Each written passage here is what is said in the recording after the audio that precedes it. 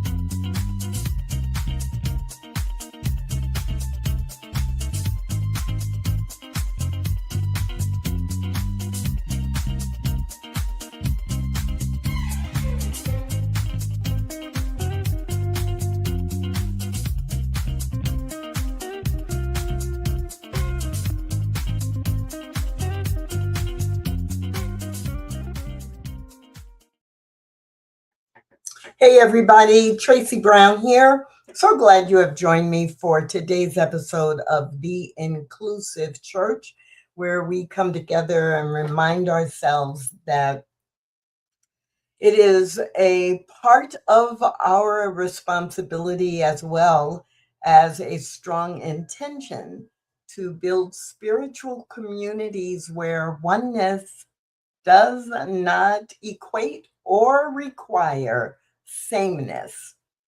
So this month, I've been focusing on young adults, right? This idea of more young adults, please, because so many places I go and so many leaders I talk to around the globe are concerned about bringing in and totally engaging people who are in their 20s, 30s, and 40s.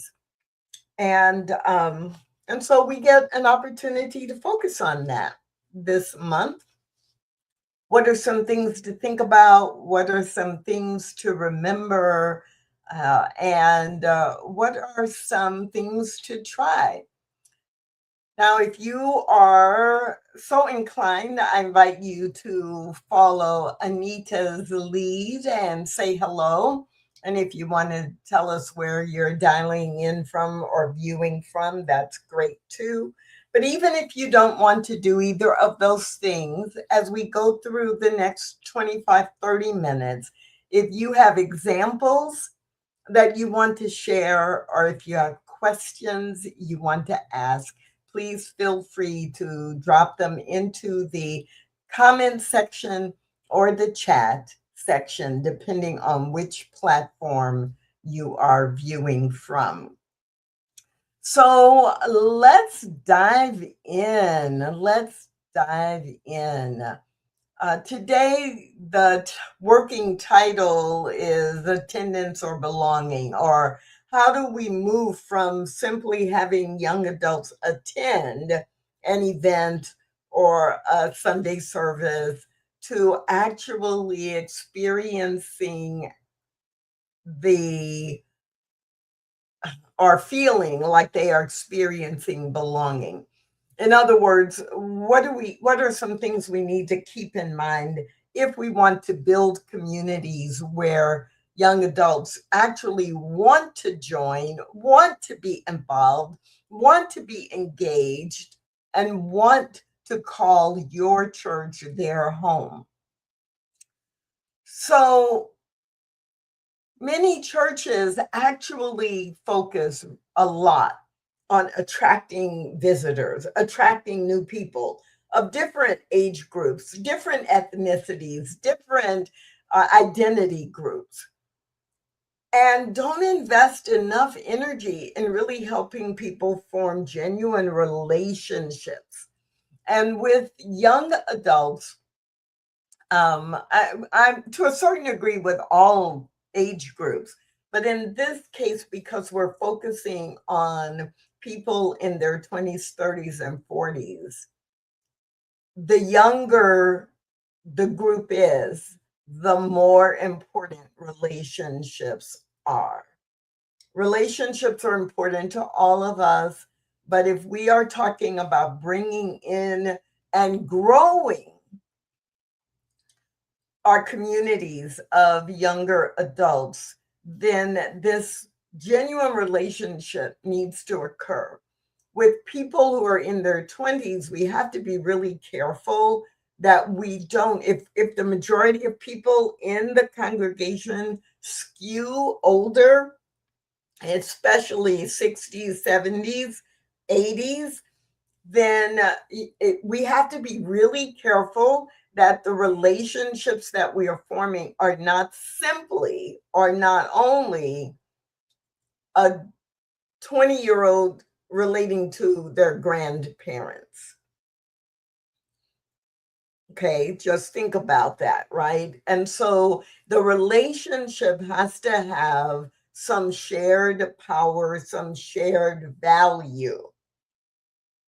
And this is also why it's really hard to grow your young adult community if you only have one or two young adults, because they will develop relationship, and depending on their personalities, their interests, their employment, their profession, their education, they may or may not bond. But let's for this moment assume they bond, but then it's two people and they get each other, but they don't still feel like they belong in the larger community.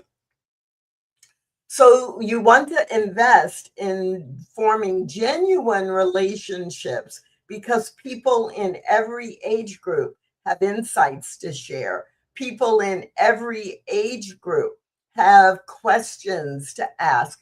People in every age group have their own perspective about what's going on in the world today. And we can learn from each other, we can share with each other. And when we remember this, then it's not so much a focus on just recruiting people who are in their 20s or early 30s so they can come and be just like us. It becomes much more, what can we learn about being more relevant in the community? What can we learn or understand better about how values and ethics are shifting with all that's going on? What is it that we as an existing community can learn about new ways to use technology and to integrate what we do with different groups of people? The same holds true with older young adults, people who are from mid 30s to mid to late 40s. They're going to bring different perspectives. They're going to require us to take our spiritual teaching and guidance and apply it to different life situations than the people who have been in the community a long time, or the people in our community who are between the ages or who are 60 and above. So it does require us to do more than just invite. It really does require us to invite with intention and to invite in a way that also makes it clear that we are welcoming an opportunity to learn more about what is desired, what is required, what is expected, what is needed, what is meaningful for the people we are inviting. In this sense, this is the same as it would apply to any specific identity group we were seeking to expand with, whether it be age, religion, race and ethnicity, language being spoken, sexual orientation, gender identity, all of those and so many more. We would need to be very clear that there is a requirement for those of us already in the community to be willing to learn something new and also be willing to transform the way that we do classes, transform the content and the flow of our Sunday service, transform the examples we use when we are speaking or when we are building relationship. Because if we didn't need to transform, we would already have that targeted group in our community. A desire to change is also comes with a requirement to change. Okay, so when we think about the whole idea of finding some balance between inviting people and creating genuine relationships, we do also need to realize that young adults often decide whether they belong or not before they decide whether they agree with the theology. So, of course, in New Thought, we're going to be inviting based on our beliefs and our values and what we teach in New Thought and a metaphysical approach to life and living. And with many young adults, that will bring them in the door, but it won't make them stay unless the relationships are also beginning to develop. So I'm going to share with you what I believe are some of the biggest mistakes that our communities make in this regard, and also maybe 4 or 5 suggestions of what would be opportunities. And then I'll have a few closing comments. So the biggest mistakes that we make, and I think, in attracting visitors in general, and especially if we're looking at people between the ages of 25 and 45. So many of our churches greet visitors without any thought given to how do we integrate this visitor into our community. And there's a very fine line that we have to walk, because I know I've been a visitor at different churches and they've come on so strong that I'm like, yeah, no, how fast can I get out of here? Because they're just all over me, or they're bombarding me with too much information or too many invitations. I'll walk into a predominantly white church, and yes, I'm glad that people will welcome me, greet me, maybe ask me a couple of questions, pretty standard questions. Oh, how did you find us? Or, those are questions we all ask. And I've been in a few situations where right away they're saying, well, we have this group and I'd love it if you would join that group. Or we have this program coming up in a couple of weeks. And, I really hope you'll come back to it. And they don't really know anything about me and what I'm really interested in. And it's just like, oh, you're a visitor. And oh, we've been wanting more Black people. Let me see how I can get you involved right away.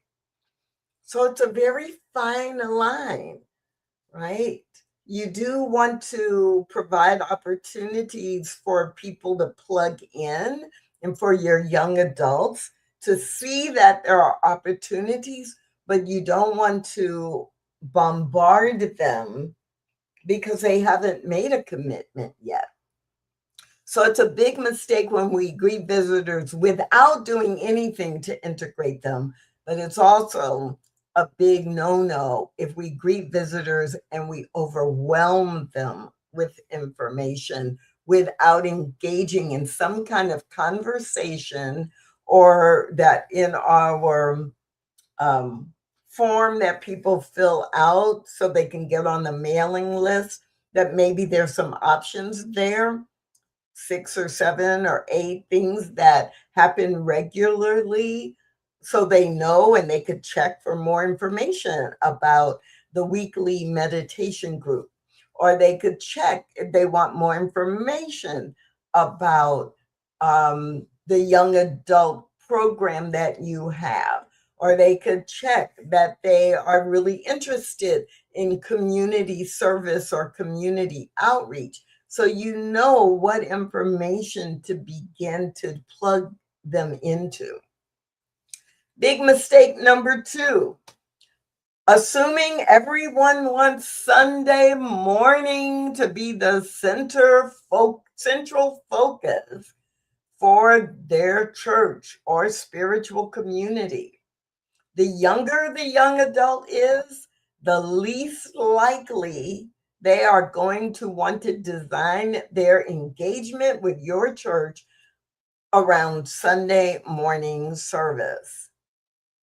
So this is not just for New Thought. This is a trend that's been demonstrated over and over again in Christian churches, in Judaism, and so it's not unique to us, but it is very true to our experience in New Thought as well. And so if you are serious about wanting to expand the participation and engagement of young adults in your church, then you need to be prepared to either offer things that they can participate in other than Sunday, and or that you invite them to participate in describing and designing the ways that they would like to engage. So I'm familiar with young adult groups that they have a weekly meeting, or they prefer a weekly session on a Wednesday evening or a Friday evening, because in this age group, they are often in school or working at jobs where they may or may not have a lot of flexibility time-wise.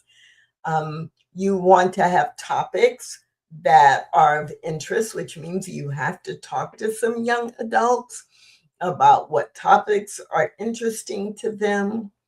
And that may feel very different.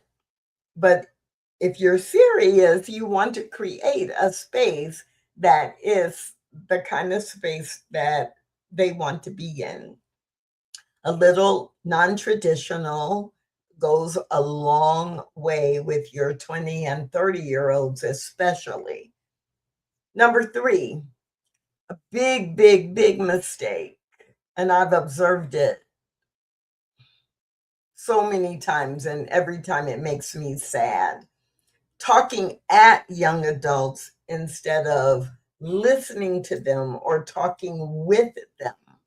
talking at them, telling them what they should be thinking, what they should be worried about, what you read about in an online magazine or article, and then you've assumed that that's their concern as well.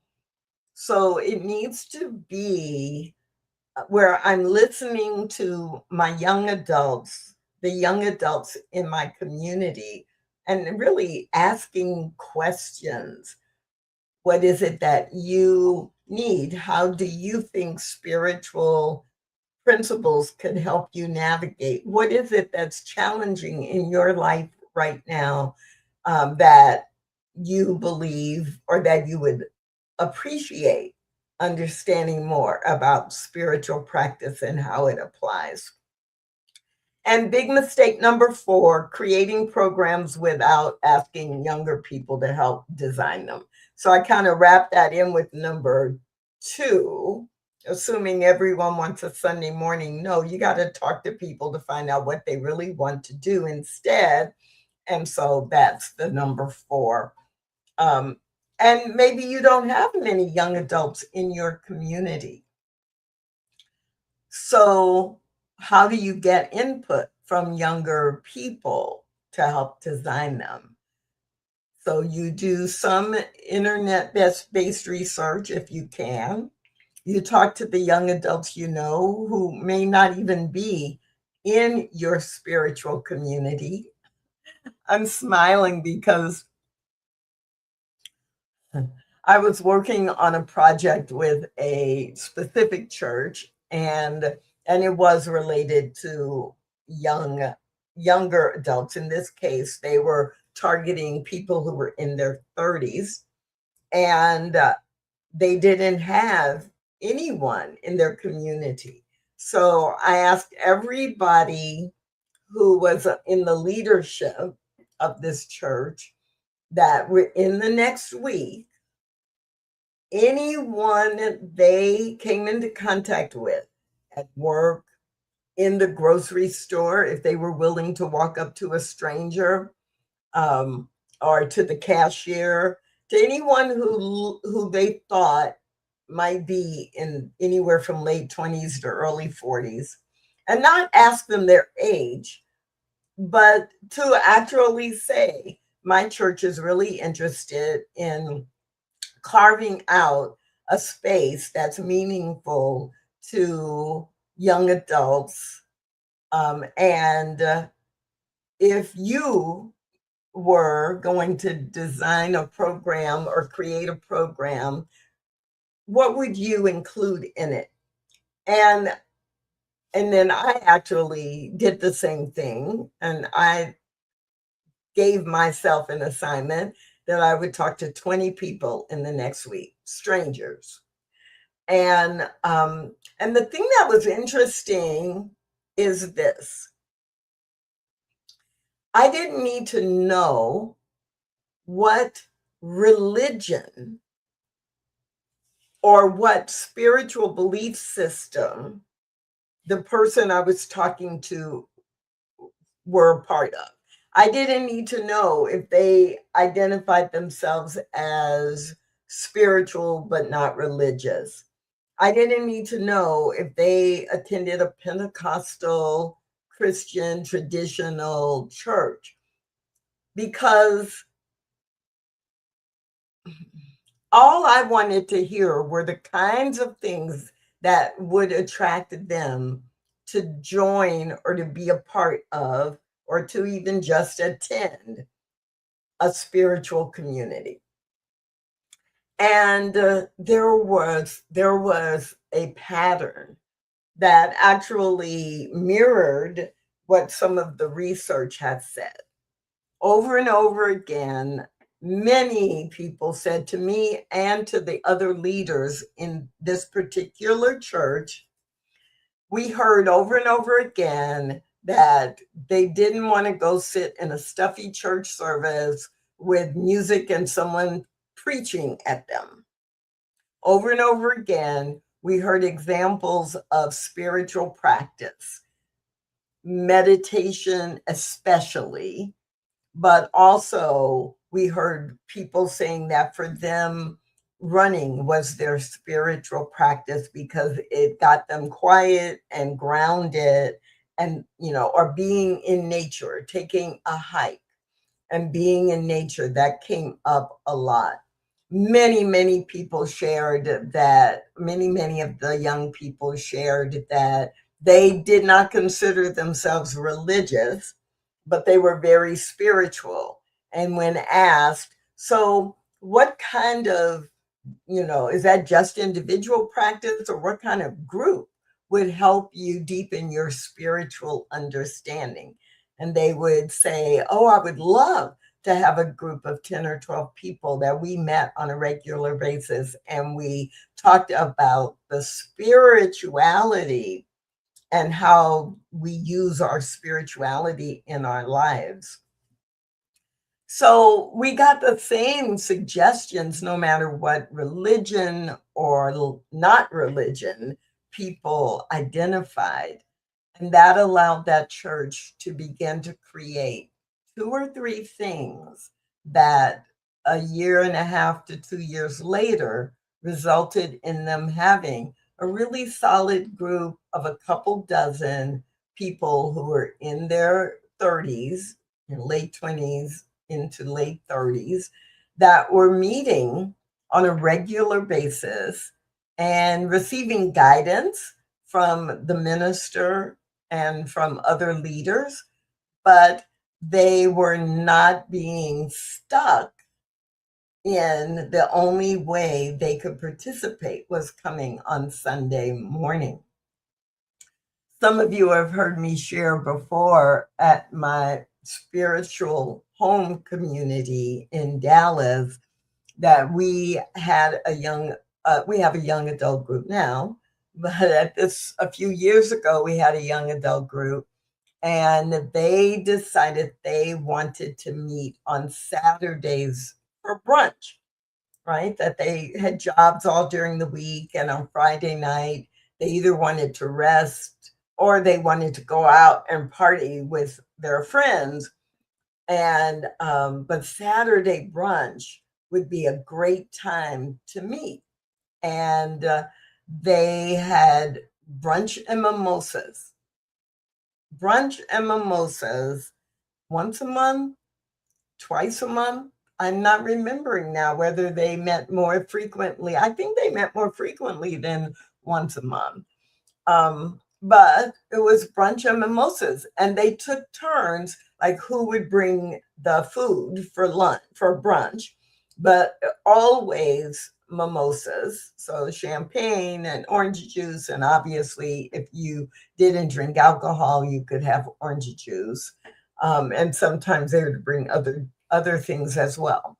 But it was fabulous, and they chose the topics, but it was always a topic like, how do we, this is a challenge, and how can understanding spiritual truth or spiritual practice help us navigate this very common challenge that we have as young adults. And it was great. It was great and went on for a long time. COVID, of course, had an impact on the group, as it did with everything else. So, 4 big mistakes: greeting visitors without integrating them, or greeting them and inundating them or overwhelming them with ways that they should be involved. Number 2, assuming that Sunday morning service is the most important or most attractive offering. 3, talking at them instead of with them and listening. And 4, making sure that their voices are in the lead, or at least are providing valuable input. When we don't do that, we're making a big mistake. So what are some things that you can do? I've woven some of these into what I've already shared. Peer-led discussion groups.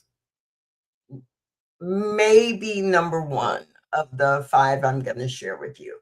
peer-led discussion groups. Now, this does not mean that you don't have someone older or someone with great experience, because it's not a social, it is social, but it's not a social group as the primary thing.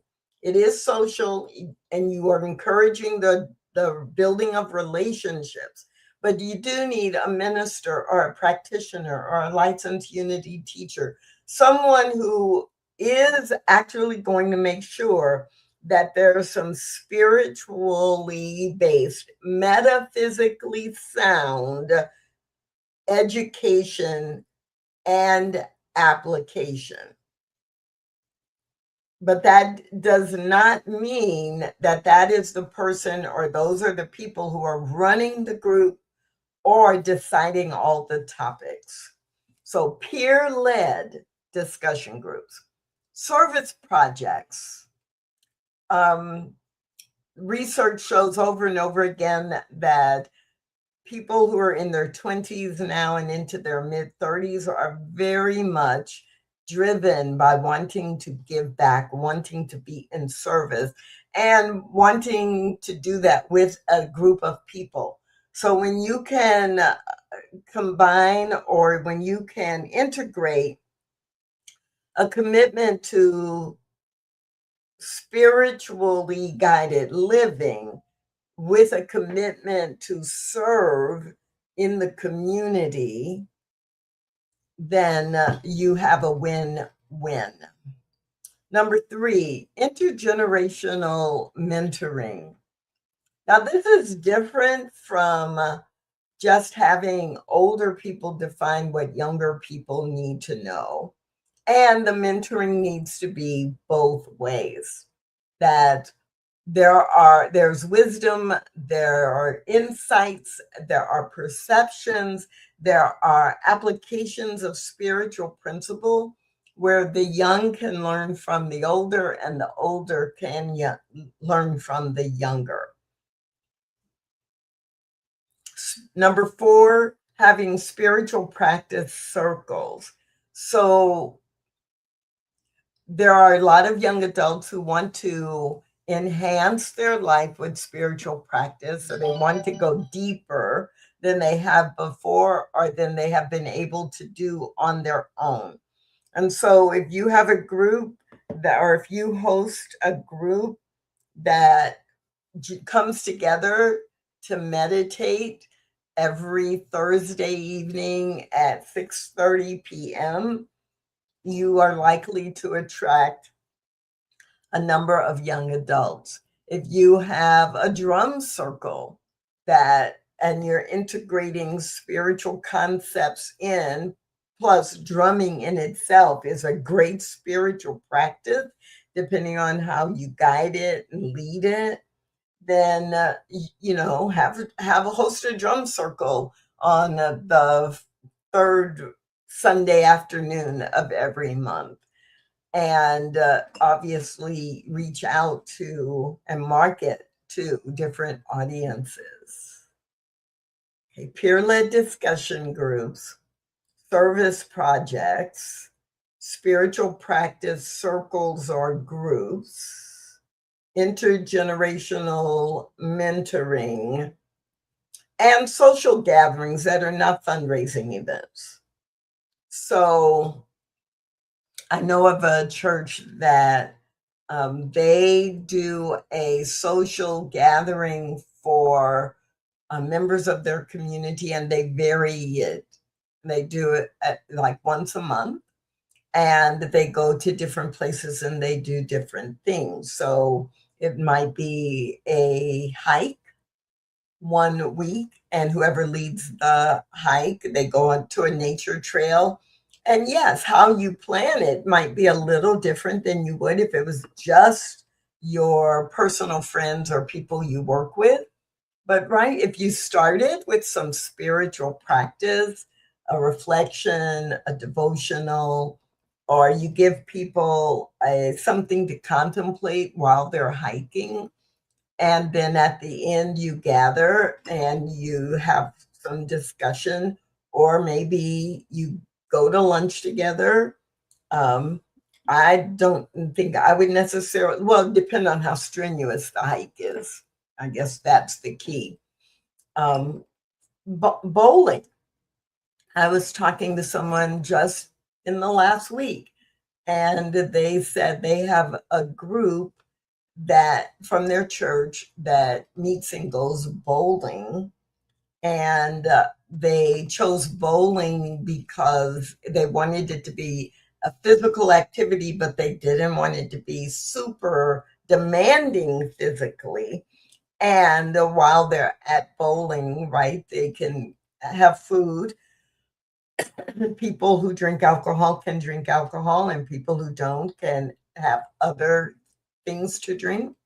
But it's social, and it's things that for young adults to have a group to go do things with can really help.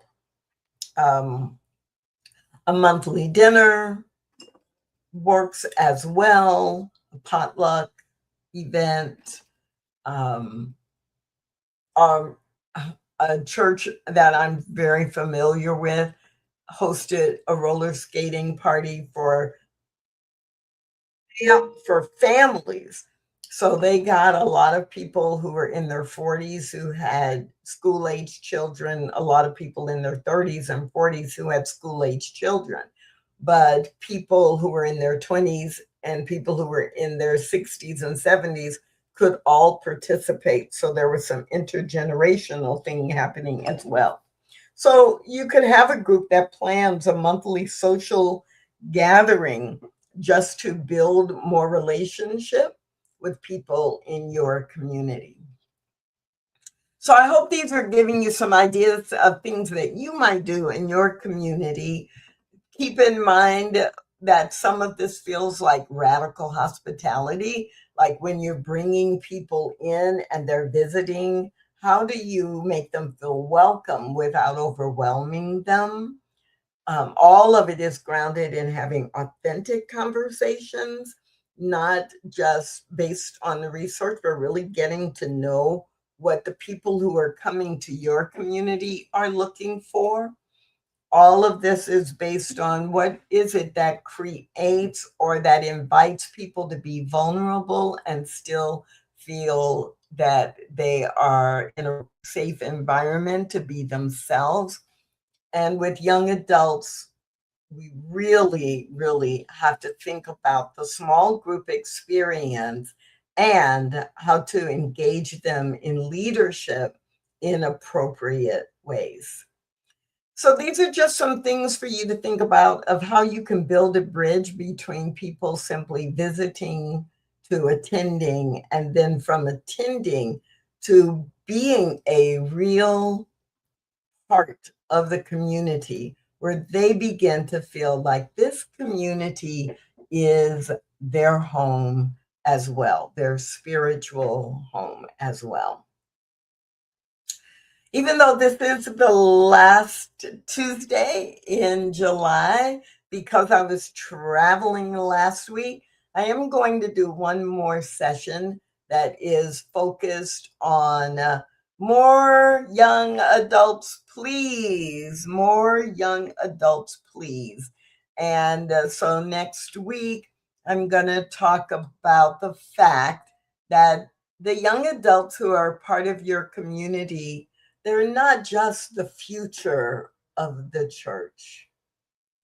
How can we behave that it's clear they are a significant and very valuable part of the church right now? So we'll be talking a little bit about leadership and intergenerational mentoring and a lot of other small topics that add up to our young adults feeling like they are respected and needed in your church. But that's it for today. So I'm going to invite you to join me next Tuesday and every Tuesday at noon Mountain Time right here on the New Thought Media Network. Bye for now. Thanks for watching The Inclusive Church with Tracy Brown. Join us again next week at 12 noon Mountain Time.